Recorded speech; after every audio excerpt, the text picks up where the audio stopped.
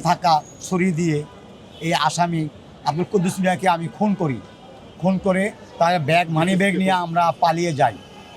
ঘটনার 4-5 দিন পরে জানতে পারি বাস স্ট্যান্ডে গিয়ে যে একজন ঘোড়ার গলি সিদ্দিক বাজার এলাকায় ওই আমরা যাদেরকে আঘাত করেছিলাম সেই লোককে মারা গিয়েছে।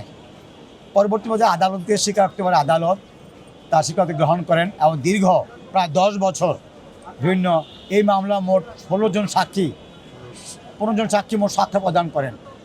অত্র মামলার রায়ে বিজ্ঞ বিচারক জনাব সাদিকিন হাবিব বাপ্পি বলেন যে এই আসামি নৃশংসভাবে এই আজকে যে ডিসিস্ট এই আব্দুল কুদ্দুস মিয়াকে খুন করেন। খুনের অপরাধে দীর্ঘ সাক্ষী যারা জবানবন্দি এবং উভয় পক্ষে আসামি পক্ষের আইনজীবী এই মামলায় দীর্ঘদিন আসামি পক্ষে যুক্তিতর্ক উপস্থাপন শুনানি করেন।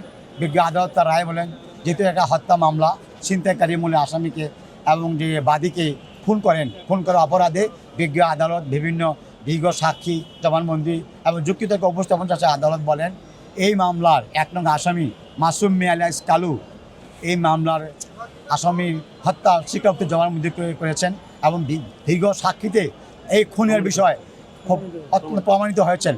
বিজ্ঞ আদালত তার রায়ে বলেন যে এই 1 নং আসামি মোহাম্মদ কালুকে অত্র মামলায় সরাসরি জড়িত থাকার অপরাধে তাকে যাবজ্জীবন কারাদণ্ড প্রদান করা হয় এবং আদালত তার ফান্ডিংসে আরও বলেন যে এই যাবজ্জীবন কারাদণ্ডের পাশাপাশি আসামিকে 10 বছর সশ্রম কারাদণ্ড প্রদান করেন।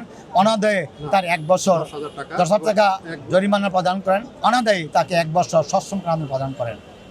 রাষ্ট্রপক্ষ এই রায় অত্যন্ত সন্তুষ্ট প্রদান করেন এবং অন্যদিকে এই মামলা অপর আসামি ইউনুস মিয়ার সাথে এই মামলা সম্পৃক্ততা খুঁজে না পাওয়ায় আসামি তাকে বিজ্ঞ আদালত খালাস প্রদান করেন। আসামি ইউনুস মিয়াকে আদালত খালাস প্রদান করেন।